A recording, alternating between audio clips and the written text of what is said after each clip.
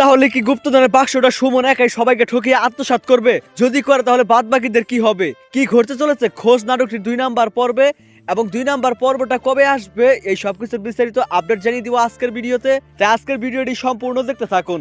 Hello guys, আসসালামু আলাইকুম। কেমন আছেন সবাই? আশা করছি প্রত্যেকেই অনেক বেশি ভালো রয়েছেন। তো ইতিমধ্যে পল্লিগ্রাম টিভি অফিসিয়াল ইউটিউব চ্যানেলের নতুন আরও একটি ধারাবাহিক নাটক প্রকাশিত হয়ে গেল। নাটকটির নাম হচ্ছে খোঁজ।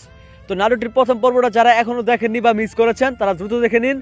আপনাদের সুবিধার জন্য ভিডিও ডিসক্রিপশন বক্সে লিঙ্ক দেওয়া থাকবে। তো প্রথম পর্বটা কতটা ধামাকাদার আর সুন্দর টুইস্ট হয়েছে আপনারা দেখতে পেয়েছেন। তো নাটকটি কিন্তু গুপ্তধনের কাহিনী নিয়ে তৈরি করা হয়েছে। তো নাটকটির প্রথম পর্বে আপনারা দেখতে পেয়েছেন এদিকে দেখা যায় এদিকে সুমন আরো অনেক লোকজন মিলে কিন্তু এক জায়গায় কাজ করে।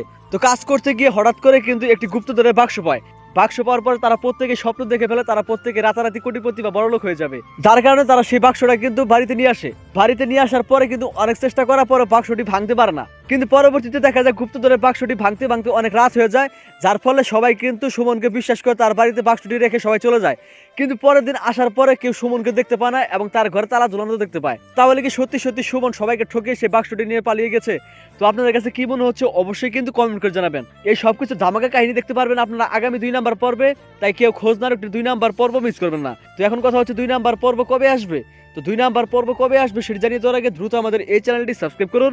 তো যেহেতু ইতিমধ্যে প্রথম পর্বটা আপলোড হয়েছে তো 2 নাম্বার পর্ব আসতে কিছুদিন সময় লাগবে। আশা করা যাচ্ছে আগামী 5 থেকে 7 দিনের ভিতরে পল্লিগ্রাম টিভি অফিসিয়াল ইউটিউব চ্যানেলে আপনারা খোঁজ নাটকটির 2 নাম্বার পর্ব দেখতে পারবেন। তো দেখা হচ্ছে খুব শীঘ্রই নতুন নাটকের আপডেট নিয়ে। আল্লাহ হাফেজ।